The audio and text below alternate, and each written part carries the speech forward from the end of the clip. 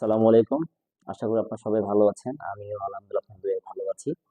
আবারও নতুন ক্লাস নিয়ে হাজির হয়েছি। আজকে যে বিষয় নিয়ে আলোচনা করবো হচ্ছে ভয়েস। আচ্ছা, ভয়েসটা হচ্ছে আমরা আজকে যে বিষয় নিয়ে আলোচনা করবো ভয়েসের ডাবল অবজেক্ট যুক্ত অ্যাক্টিভকে প্যাসিভ করা নিয়ম, দেন হচ্ছে প্রেজেন্ট পার্টিসিপল যুক্ত ভয়েসকে অ্যাক্টিভ থেকে প্যাসিভ করবো সেটা আমরা করে দেখাবো।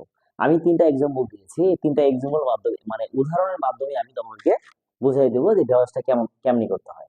দেখো সাবজেক্টটা প্রথমে বসে সাবজেক্ট আই, গেটটা হচ্ছে মূল ভার্ব, হিমটা হচ্ছে অবজেক্ট, আর এ বুকটা অবজেক্ট। তাহলে এখানে কটা অবজেক্ট আছে? Double object. তাহলে ডাবল যুক্ত অবজেক্ট অবজেক্ট যুক্ত অ্যাক্টিভ ভয়েসকে প্যাসিভ করতে গেলে দুটো এটাকে মানে সাবজেক্ট ধরে আমরা প্যাসিভ করতে পারবো। তাহলে হিমের সাবজেক্ট ফর্ম কি? হি। আচ্ছা, গুড।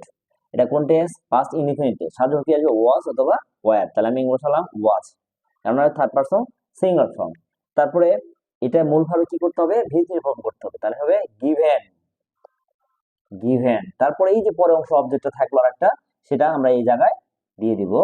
এই বুক বাই আই থাকলে নিয়ে হবে, কেননা বাই নিয়ে লিখবো।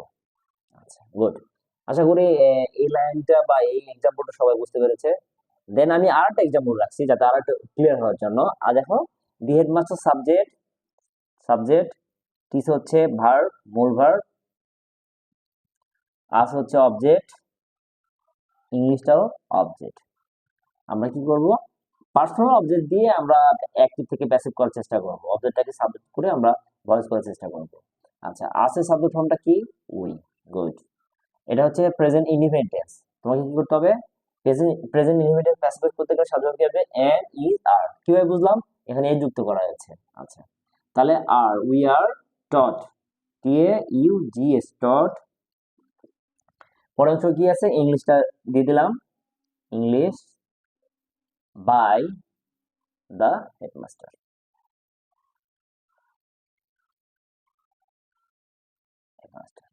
দেন ৩ নম্বর বাক্য দেখো, আই সাবজেক্ট, সোটা হচ্ছে ভার্ব, মূল ভার্ব, প্রিন্সিপাল ভার্ব, হিমটা হচ্ছে অবজেক্ট, এটা হচ্ছে প্রেজেন্ট পার্টিসিপল। প্রেজেন্ট পার্টিসিপল কিভাবে বুঝবো? যখন কোনো মূল ভাবের সাথে আইন যুক্ত থাকবে কোনো সাহায্য ভার্ব ছাড়াই এবং সেটা অ্যাডজেক্টিভের কাজ করবে, দেন হচ্ছে প্রেজেন্ট পার্টিসিপল, দেন হচ্ছে অবজেক্ট। আচ্ছা, এখন আমরা প্রেজেন্ট পার্টিসিপল যুক্ত এটা বোঝানোর জন্য আমি লিখছি প্রেজেন্ট পার্টিসিপল যুক্ত ভয়েসকে অ্যাক্টিভ থেকে প্যাসিভ করব আমরা।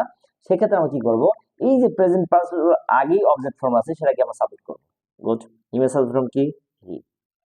এটা কোন টেন্স? পাস্ট টেন্স, ওয়াজ। সো থাকলে সিন হয়ে যাবে, ভার্বের ভিজ ফর্ম করব সিন। তারপরে কি লিখবো?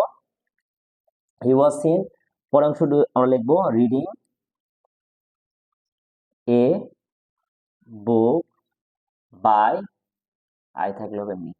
আশা করি আজকে আমি ডাবল অবজেক্ট এবং প্রেজেন্ট পার্টিসিপল যুক্ত ভয়েসকে অ্যাক্টিভ থেকে প্যাসিভ করার সুন্দর করে বোঝানোর চেষ্টা করেছি।